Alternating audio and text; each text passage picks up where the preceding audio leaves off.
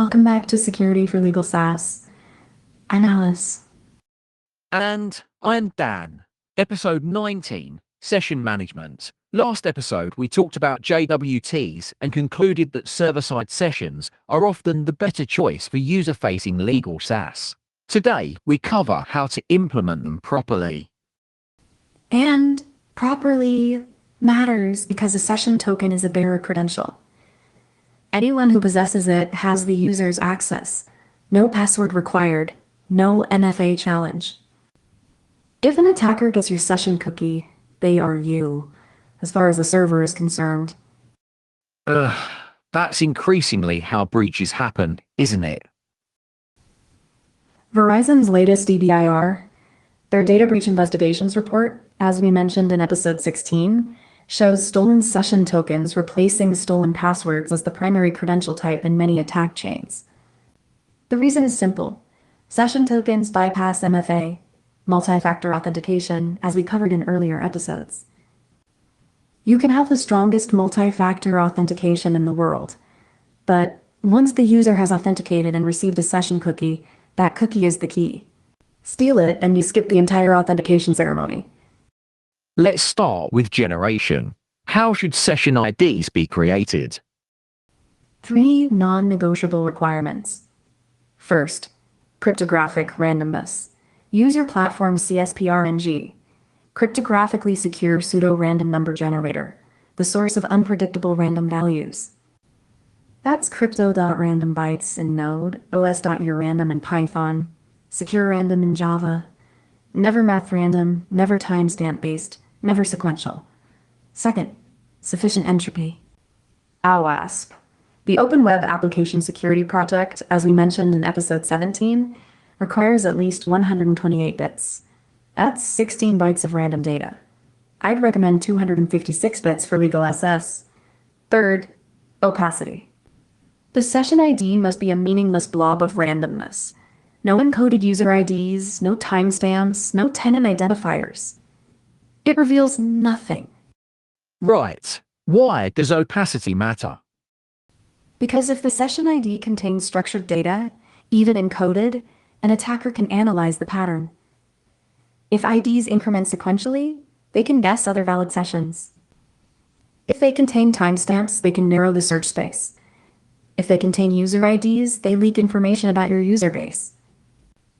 A truly random opaque string gives an attacker nothing to work with except brute force against a 128-bit or 256-bit space, which is computationally infeasible. Once you have a session ID, how do you transport it? Cookies with every security attribute enabled, HTTP only, which prevents JavaScript from accessing the cookie. This means even if you have an XSS vulnerability, the attacker's injected script cannot read the session token. Secure. The cookie is only sent over HTTPS, never plaintext HTTP. Same site set to strict. The cookie is not sent on cross-origin requests, which prevents CSRF attacks, and an appropriate expiry that matches your timeout policy. I've seen people store tokens in local store instead. What's wrong with that? Local store is accessible to any JavaScript running on the page.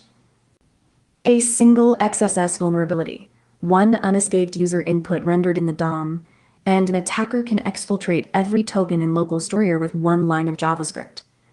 HTTP-only cookies are invisible to JavaScript entirely.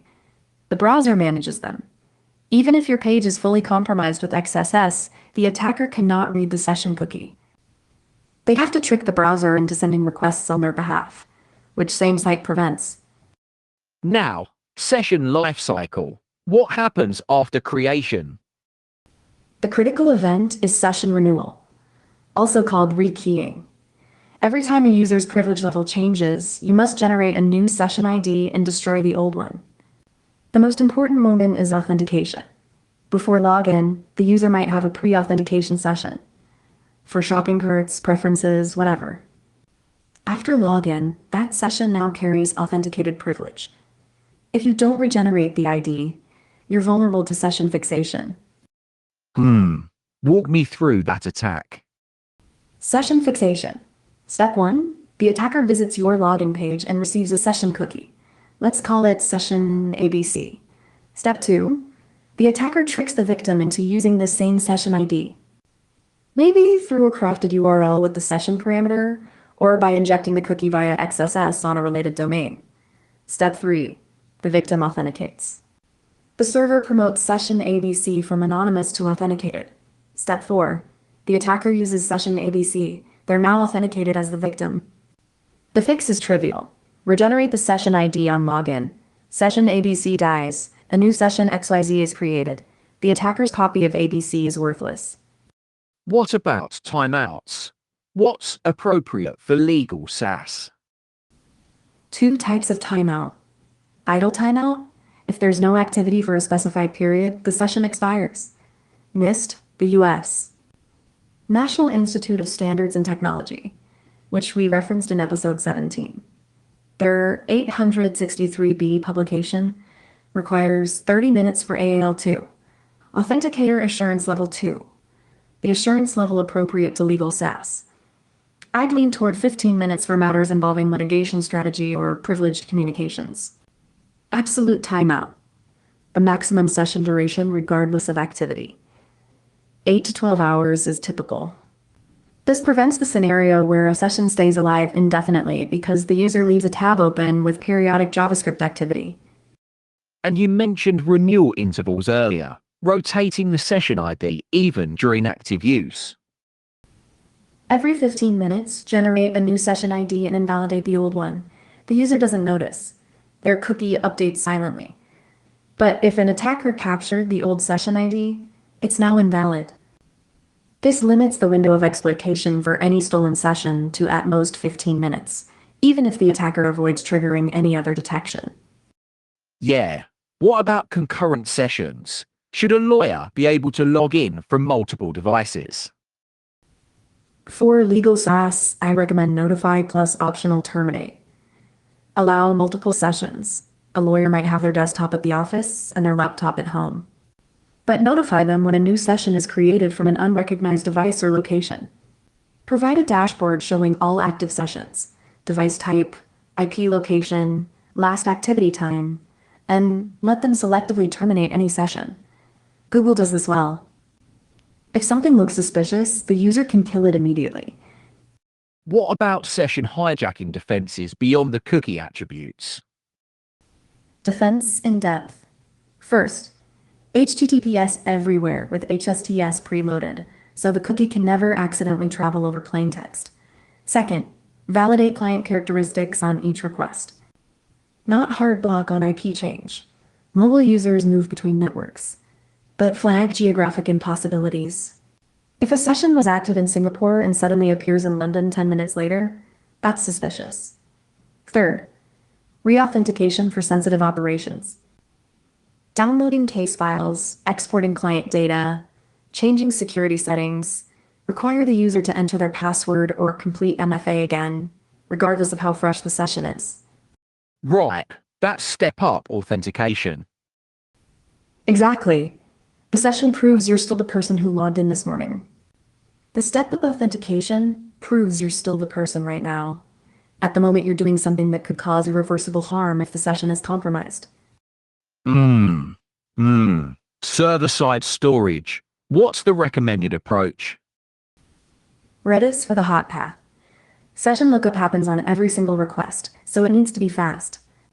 Redis, the fast in-memory data store we mentioned in episode 14, gives you sub-millisecond reads and native TTL expiry. TTL being time to live, the countdown until the record automatically expires. Sessions automatically disappear when they time out. No cleanup jobs needed. PostgreSQL as a durable fallback. For audit trails, session history, compliance reporting, you can query, show me all sessions for this user in the last 30 days, or which sessions were active when this document was accessed. For legal SaaS, that queryability is essential for incident response. Any legal SaaS specific considerations we haven't covered? Shared workstations. Lawyers use court computers, library terminals, shared office stations. Absolute timeout of 30 minutes maximum for these environments, and ideally detect them via device fingerprinting, or require users to self-identify as using a shared device. Also, matter level session context. When a lawyer switches between matters, consider whether their session should carry permissions for all matters simultaneously or require explicit matter selection. Principle of least privilege says, only load permissions for the matter currently being accessed. Next episode, OAuth 2.0 and OpenID Connect, delegated authentication, letting users log in with their firm's identity provider instead of maintaining separate credentials. Until then, I'm Alice. And I am Dan. Security for Legal SaaS is a series written with AI assistants. Alice and Dan are AI-generated voices. No professional advice here, just education.